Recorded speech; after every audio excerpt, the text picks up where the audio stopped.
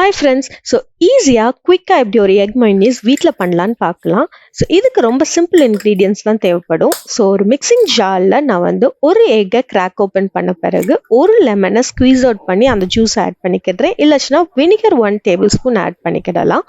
கடுகு நான் பவுண்ட் பண்ணி நான் ஆட் பண்ணுறேன். அந்த ஒரு டாஞ்சி ஒரு ஃப்ளேவருக்காக.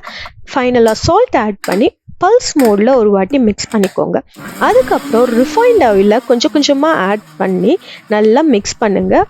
ஒவ்வொரு டைம் ரிஃபைண்ட் ஆயில் ஆட் பண்ணும் போச்சுல சைடில் உள்ளது எல்லாத்தையுமே ஸ்க்ராப் அவுட் பண்ணிடுங்க. நீங்கள் ஒவ்வொரு டைமும் மிக்ஸ் பண்ணும் போச்சுல உங்களுடைய ஜார் சில்லுன்னு இருக்கணும். ஸோ ஒரு ½ செகண்ட் கேப் விட்டு நம்ம கிரைண்ட் பண்ணலாம்.